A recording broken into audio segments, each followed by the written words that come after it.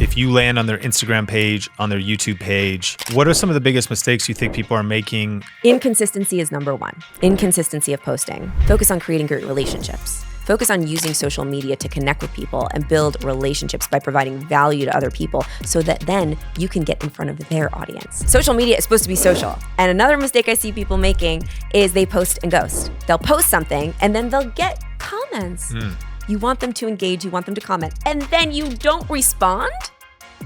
So how do you find your audience, amplify your brand, and ultimately stand out online? Our guest today is Jen Gottlieb, the author of Be Seen. And this is going to be a power-packed episode where we're going to be talking about mindset shifts and powerful tips around being courageous and getting out there with your message, being creative, being more connected with some networking tips, and then ultimately, how can we be more visible as well with our content, with our brands, with our businesses? And so as a content creator, as an entrepreneur, stick around because this is going to be a power-packed episode. Now, Jen is a powerhouse entrepreneur, an international speaker, host of the I Dare You podcast, co-founder of Super Connector Media, and does a lot of super cool things. She shared the stage with all kinds of top people like Gary Vaynerchuk, Marie Forleo, Eric Thomas, most recently Oprah, and Snoop Dogg, Martha Stewart, and we're super excited about her new book, Be Seen. Jen, welcome to the show. I'm so excited to be here. So for people that are just meeting you, how do you elevator pitch? If someone's like, what do you actually do? How do you answer that question? I help entrepreneurs and thought leaders or anybody with a service, a story, or a product build a profitable brand online. But ultimately, I help people be seen. I love that. And how is it that you gained that expertise and got to where you are today? Well, if you want to go way, way, way back, every single entrepreneurial lesson I've ever learned in my life came from my acting career. So I started my whole career as an actress. I moved to New York City when I was 20. I dropped out of college. I went to school for musical theater at the University of Hartford. And I realized within one semester that college was not for me. And I needed to move to New York City and pursue my dream. Moved to New York, went to a 2-year conservatory program for musical theater to learn how to be a Broadway actor, learn how to sing and dance and act. And I went out into the world and I ended up booking my dream role in the Broadway national tour of The Wedding Singer. Have you seen it? No. The Adam Sandler, Drew I've seen Barrymore the movie? Yes. Okay, yeah, I've seen it. The movie, yes, exactly. So they made a musical out of it. I toured I toured the country with this show for a year playing my dream role and realized while I'm touring the country on a bus, performing, doing the thing that I thought that I was born to do, 10 shows a week again and again and again, kind of sort of realizing, oh my God, this isn't what I thought it was going to be. I don't know if I want this. And then I came home and I booked a TV show on VH1 all about heavy metal music. I don't like heavy metal music. Oh, no. But I got this job and I was an actress and I needed a job. And I was like, this is amazing. Okay, a show on VH1. I got this gig. I'm going to do everything that I can to keep this gig and to keep up this act. And before I knew it, I had built this brand that couldn't have been further from who I really was. And I was being seen online as a version of myself that was completely opposite to who I was in real life. And I was totally I believe that when you're out of alignment in the brand that you're showing to the world, even if you're not a business owner or an entrepreneur, your brand, who you are to the world, if you are coming off as fake or if you're just lying and you're trying to keep up all of the shoulds for everybody else, what you should look like, what you should sound like, what you should be like, you start to disconnect from who you really are and you start to really just disconnect from everything that you desire. And I just spiraled. And when you're out of alignment with yourself, I believe, which I was, the universe will sometimes step in and smack you back into alignment. And a lot of the times it'll hurt. And that's what happened to me. And everything was pretty much taken from me in a week. The show got canceled. This guy that I was dating that I thought I was going to marry ended up leaving me for one of our friends. And I was in this horrible place where I was pretending to be somebody that I wasn't. And I was partying. I was severely bulimic. I was in a really deep depression because I was like, who the hell am I? This isn't right for me. I don't know what my path is. And so I found myself in this tiny little room with a window that faced a wall and 6 other actors in this apartment and not knowing who I was or what I wanted to do. And I was forced, not because I wanted to, but I was forced to figure it out. And it took me a while. And it took a lot of businesses to get to where I am today. And I tried a lot of different things. But over the process of, or over the course of time, in recreating myself again and again and building different businesses, I was a personal trainer and then I was an online coach and I was in the fitness industry. I learned how to build brand and I learned how to promote myself. But more importantly, I learned how to build brand and promote myself as who I really am. And I found and I noticed that when you show the world or your audience, your ideal avatar, who you really are. And you allow yourself to just be who you are, messily, imperfectly, and you let them see the real you. You connect with the people that are your ride or die, with the people that are going to buy forever, with the people that are going to build community with you and not just be like likes on Instagram or people that just follow and never do anything with you in the future. So throughout that process, and then meeting my husband and my business partner, we decided to come together and teach other entrepreneurs and business owners how to build that brand that's not just the brand of what you think you should be, but the brand of who you truly are, so that it's easy and it feels fun and you can truly connect with your audience. What do you think the pressures are right now that might push a content creator, an entrepreneur, somebody that's using social media into something that's less than authentically them? Like, why do you think maybe some people are falling into the trap that you fell into of, again, not being in alignment or not being authentic? There's so many. I mean, just pick up your phone and scroll. Pick up your phone and scroll, and what you see when you pick up your phone is obviously everybody's highlight reel, right? And I know that that's like so typical. Everyone calls it the highlight reel, but it truly is, because social media is a beautiful place to showcase all the great things you're doing. That's what it's for, and that's amazing. You should showcase all the great things in your business. You should showcase all the great things that are happening in your life. But what's not happening is people aren't necessarily going on and talking about the real stuff that's happening behind the scenes. So it's really easy to think that you are so alone in whatever mess is going on because you're scrolling and you're seeing all these fabulous things, all these filtered images, all of these maybe fake vacations, maybe fake private jet situations, maybe fake rented cars, all of this stuff. And it's coming at us, and that's what we're looking at, and that's what we're surrounded with all the time. And so subconsciously, we start to build this belief that whatever's going on in our life just isn't good enough because it doesn't look like that. But we have to remember that that's not real. And so I see a lot of people that come to me, a lot of our clients, a lot of people that DM me, they're like, Jen, like I've been doing the thing that I thought I needed to do in order to be perfect online because I'm following all of these people and I'm seeing what they're doing, but I'm just feeling like it's not me and it's so hard to keep up with. And I'm like, what would happen if you just allowed yourself to take down the filter, to just take a deep breath and understand and know that the thing that is the messiest about you, the thing that is the most human about you is probably going to be the thing that A, helps the most people, and B, attracts the most people. And I learned that actually recently. So I never used to really be okay with being on camera with like no makeup on. That was always something, even when I started building my brand as like what I like to call like real Jen, like not heavy metal Jen that was going on before, but like being me.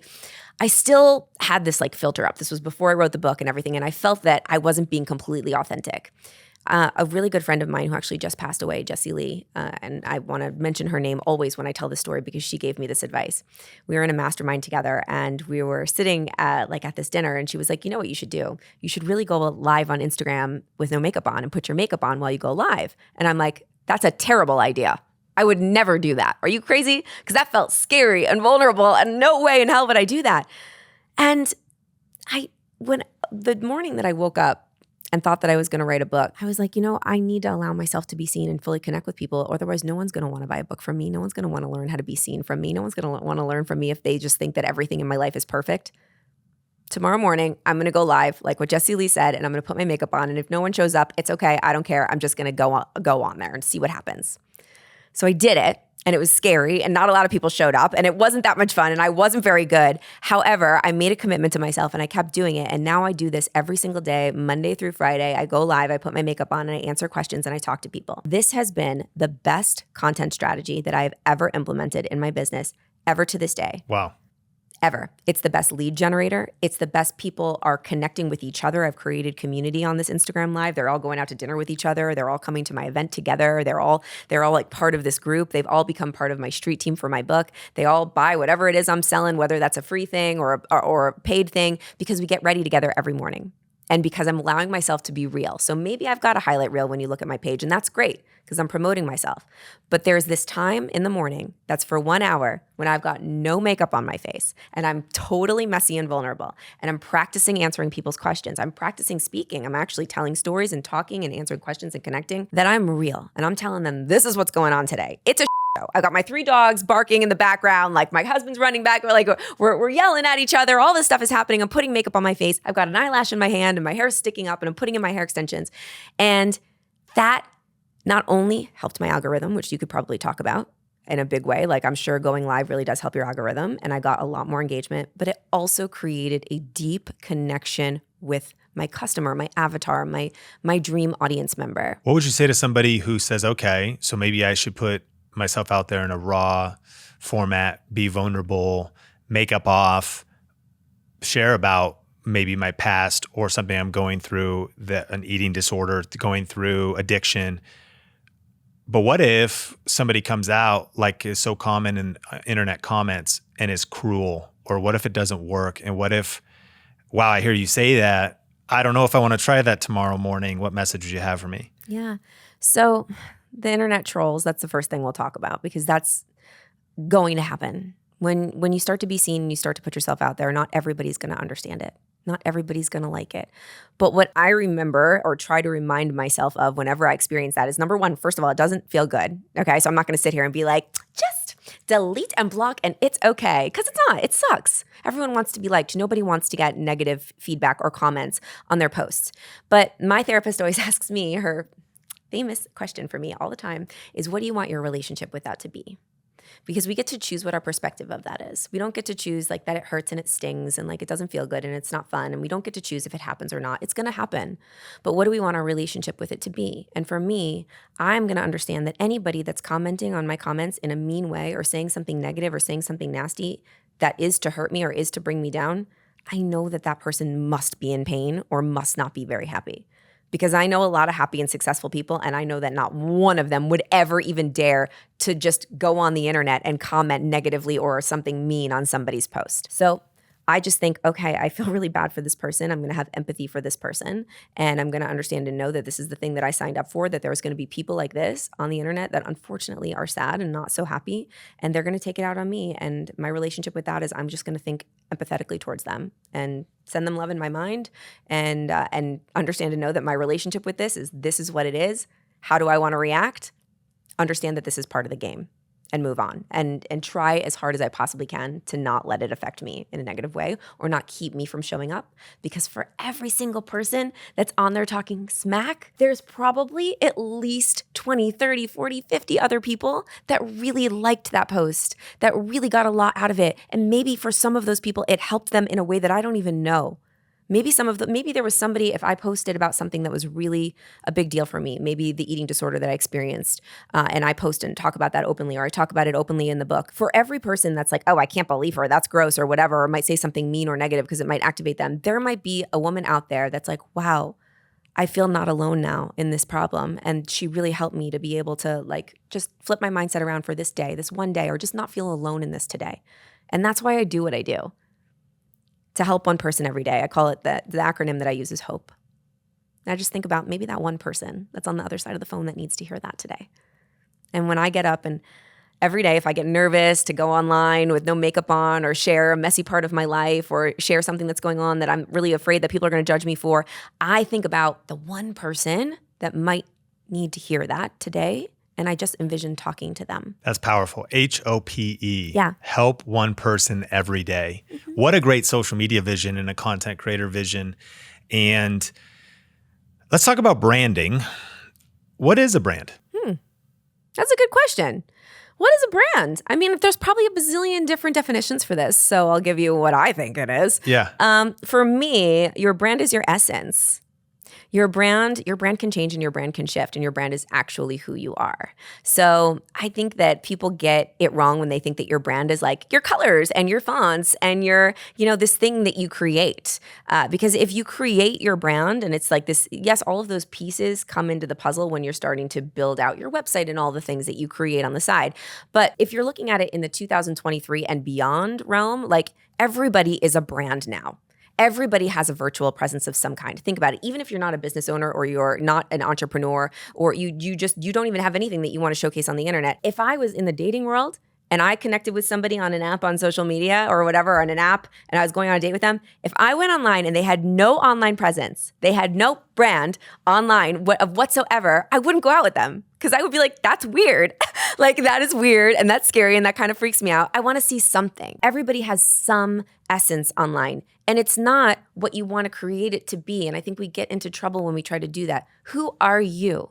Genuinely, my brand is everything that I am. It's not just that I wrote a book. It's not just that I'm a speaker. It's not just that I'm a business owner. It's also that I'm a New Yorker and I've got 3 dogs and I like watching baking shows, but I don't bake. I love lifting weights. Like I have a really loud, high-pitched voice sometimes.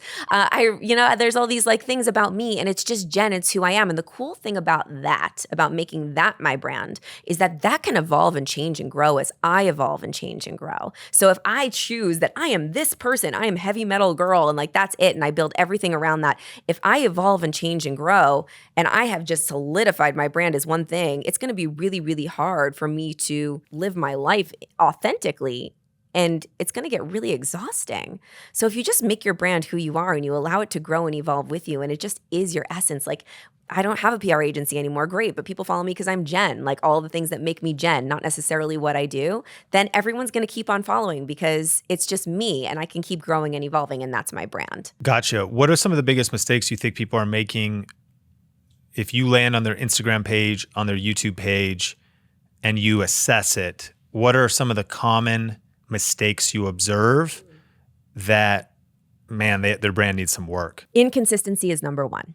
Inconsistency of posting. I see a lot of this. They'll get really excited. Maybe they went to an event or they listened to a podcast or they watched one of your videos and they got really stoked. And they're like, okay, I'm going to create content. And they go and they create a piece of content every single day, right, for a week. And then they can't keep it up because something happens and then they give up on it. And then a week later, they come back from not posting and they're like, I'm back. I took a week away from social media.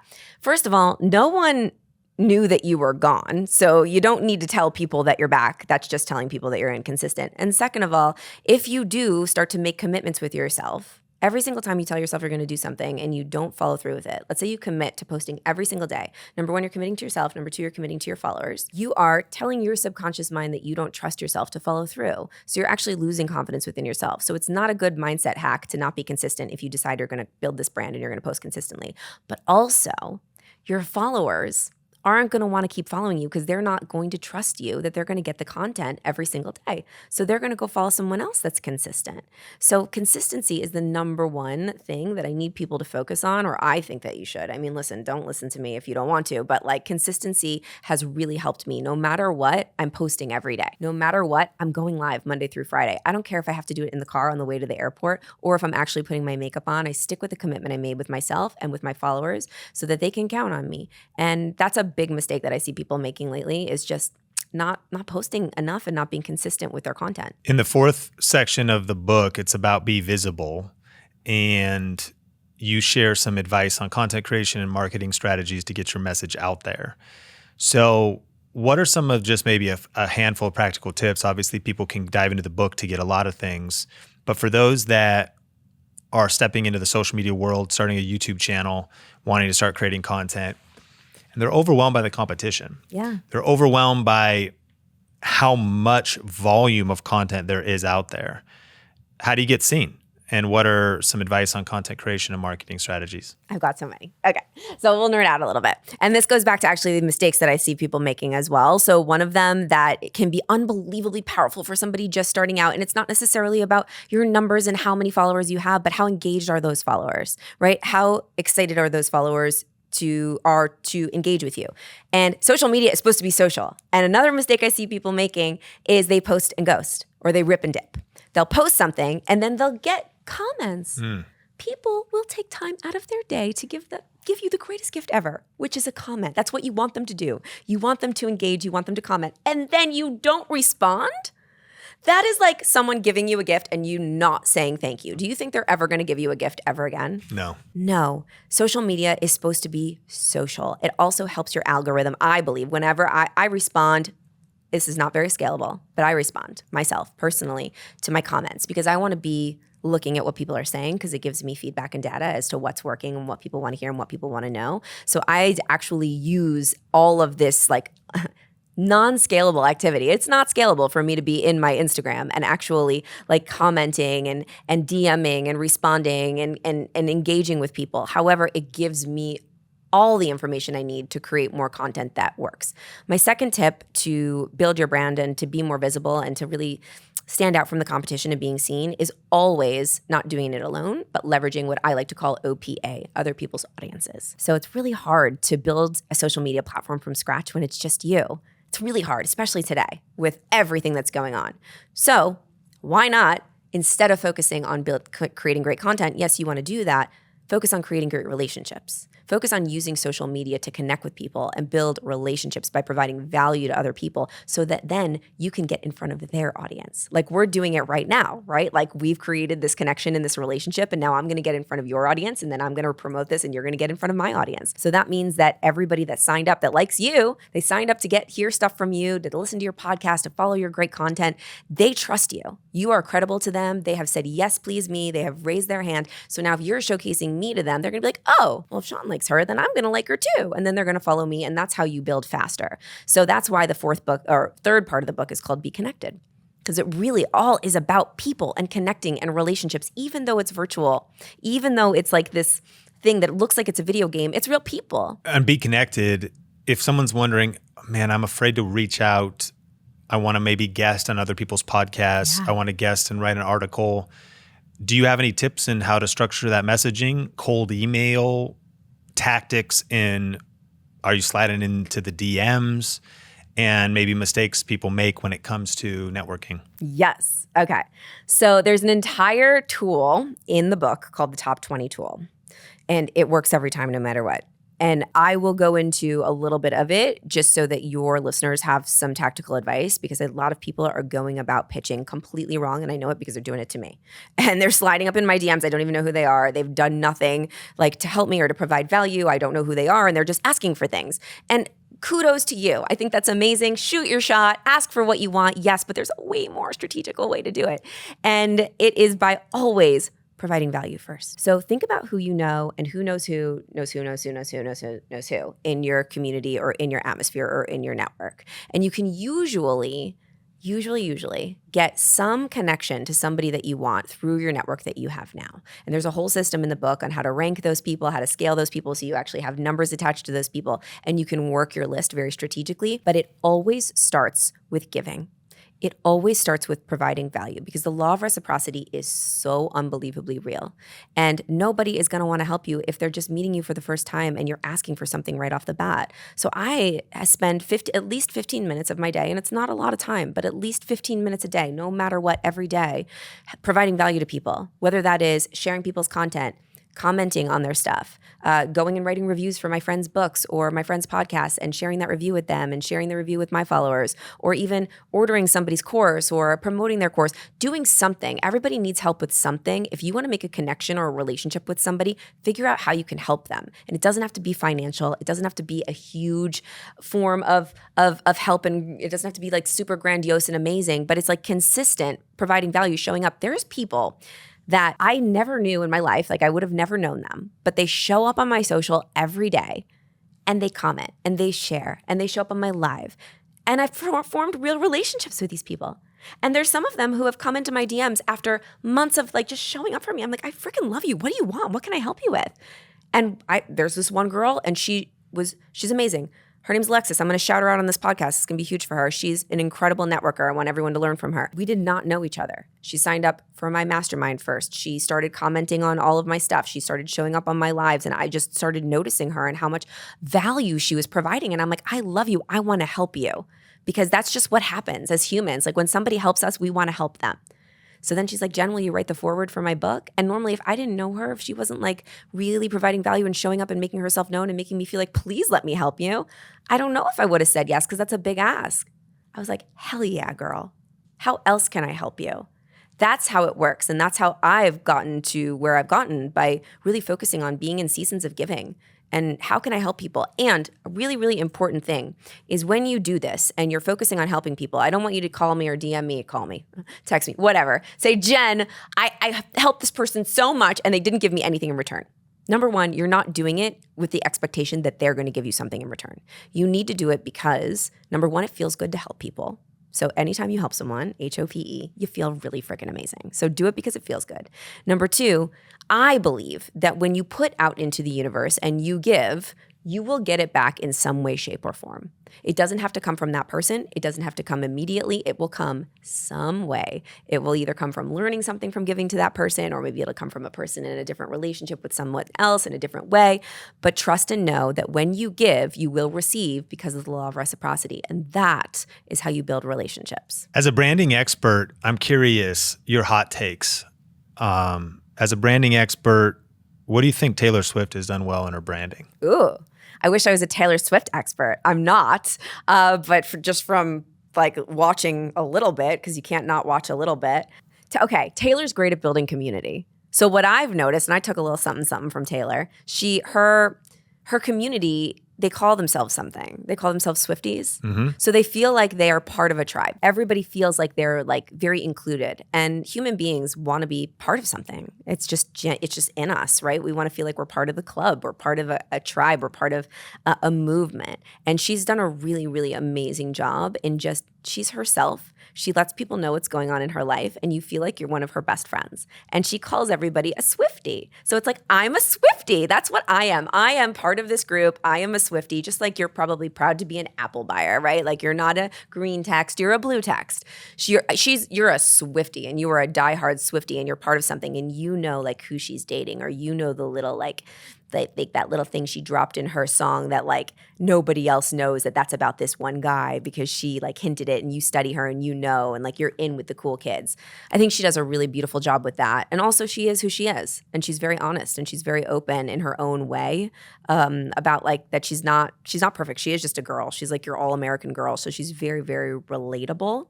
And yeah, she's also a freaking expert marketer. I don't know how she had the most successful tour like of all time, but she did. I'm curious to know what you think she did to get that tour to become the most successful tour of all time. I have no idea. All I know is it is economy shifting. It like has broken some cities. Football too now. Well, yeah, the whole football thing. Who's she dating? I don't know. Maybe dating? She's maybe dating a football player, but because of that, tickets are going up. His jersey sales are going up. Kyle, do you know who that is? I know. Look up his name. So ultimately, I think that I don't know why she is blowing up so much. It's pretty shocking. What is also impressive is she's reinvented herself decade after decade. Because this is not just her first time she's been successful, but she's on a whole nother level right now. And I found it fascinating that hospitality, restaurants, hotels, that economies are lifted because of that tour. Unbelievable. I've also been fascinated by the merch lately of niche merch per show and merch culture, because it's like limited runs for certain cities, and even the resale of that and people standing in line. Who is it? Travis Kelsey. Travis from what team? Is this the Chiefs? The Chiefs. Yeah. So Taylor's allegedly dating Travis from the Chiefs. Tickets are going up. Moms are bringing their daughters to football games. There's a renewed interest in football. And it's shocking how much news media is also like big news outlets covering like geopolitics are talking about Taylor and Travis. And it's weird. Okay, as a branding expert, what are your thoughts on Elon Musk? He's made a lot of branding mistakes, and like he's said a lot of like things. Smoking weed on Joe Rogan? Yeah, stuff like that. Right? Like, do you think that was a mistake? Who knows?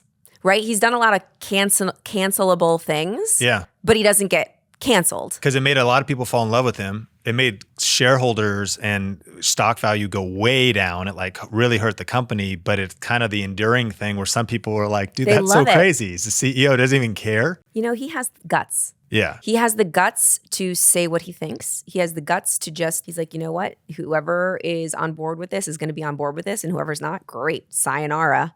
And I think that that's a cool mindset to have if you are confident enough to have that mindset and really follow through with it. It can build a very, very strong brand because you want to talk to your ideal client or customer. You want to just like all of your people that love you, they're going to follow, they're going to love it. And the people that don't, then they're going to go follow somebody else. And if you're speaking to all people, you're speaking to nobody. So he speaks to his person. And you're either a fan or you're not, I guess. So do you think that obviously being polarizing can be a powerful aspect of building a brand, but do you think anything like these different things should not be tactics, but they should be just you being authentically who you are? That you should not try to leverage polarization or controversy, unless of course that's just genuinely who you are. Yeah, whenever you're trying to like leverage some kind of trick, Yeah.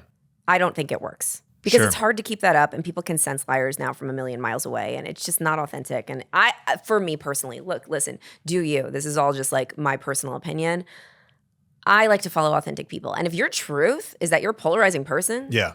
then yeah, amazing. Good for you. And there's going to be people that freaking love that. And there's going to be people that hate it. And that's great. And that's who you are. Whoever you are, that's who you should be online. But, there is cancel culture right now, which it comes into play, right? There's a lot of fear around that. Do you think people should be worried about cancel culture and thoughtful or cautious in their messaging? Let me keep the question going. There's a huge phenomenon in YouTube culture and celebrity culture of apology videos. They almost always go bad. Oh, really? There's people Can you tell me about reacting that? to YouTuber apology videos, and people react and they're like, it's staged, whether it is or it isn't. They think it is, negative comments, it wasn't authentic. They get dissected, then reacted to by other channels. Sometimes they get reacted to by psychologists or like lie detector people. But I'm curious, I don't know if you've heard the story now of Ashton Kutcher and Mila Kunis being canceled for writing a letter of endorsement to their friend who was, I don't think just allegedly, I think he was convicted of rape. Convicted. And they did an apology video which got torn to shreds and did not even help their case. You also could see Drew Barrymore, who during writer's strike and actor's strike decided to launch her show. And of course, there was some limitations, but apparently she wasn't violating those, but she still maybe missed the spirit of it all, put up an apology video. And inevitably, 9 times out of 10, the video gets deleted. It doesn't matter because the internet's undefeated. There's no way to delete a video really off the internet because then it's still out there. And so these types of now celebrities, which like you said, could happen to anybody, experience cancel culture. Thoughts on all of the above and how we should be thoughtful in our maybe small spheres of influence about navigating a world in which cancel culture is so prevalent? Yeah, it's hard. I think about this all the time. And I have to be real in this conversation. This is a hard world that we live in. It really is, especially if you're a content creator or you're a celebrity or you're a public figure, and everything that you say and do is very scrutinized. It's every single thing, right? There's people, on YouTube that tear apart like every little thing that anybody says and looks for the thing. And so it's a thing. And we can't live our lives being scared every day that we're going to get canceled, because that is no way to live. And then we're not going to show up and we're not going to be seen, because there's so many things that you could be afraid of. And then you're going to be way too buttoned up and we're way too afraid. And there's going to be a lot of fear behind your content. And that's never fun and that's not good. But at the same time, you want to be thoughtful about the things that you're saying, of course. And make sure that what you're saying is from your heart and what you believe in. But listen, if you're a bad person and you want bad for the world and you're sharing that online, then that's what you're signing up for.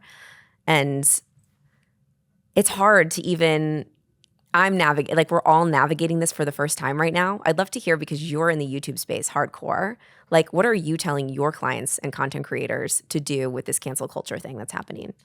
Well, I think there's 2 groups of people. I think on the one group of people that are in our community, there's not a lot of danger of cancel culture because they teach a particular skill. They're a DIY channel. They teach programming. If you do camera reviews, you do some different things like that. The nature of your content, that's also probably a reflection of your personality, is kind of uncancelable. It's just more neutral. Now that there's a whole other group where we have this conversation in our community of shadow banning. YouTube does seem, and all the social media platforms sometimes lean a little more liberal. So sometimes conservative news or conservative channels either are experiencing or think they could be experiencing some level of shadow banning on either side. I think what people get canceled for is if they are maybe stepping into the realm of politics, religion, relationships, they move into those world, and we're living in a very last couple years. I think we've all seen it. It's sad, really, because culture is being polarized. Society is. It's really becoming like kind of two-sided. Everyone's on extremes. Not a very wise place to be. And I think social media is guilty of that as well because the algorithm rewards extremes.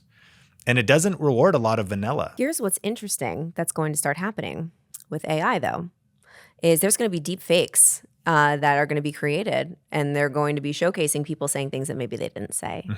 And I'm really curious to what's going to happen when that starts taking place. Yeah. And I guess it already is because you'll see accounts of Donald Trump.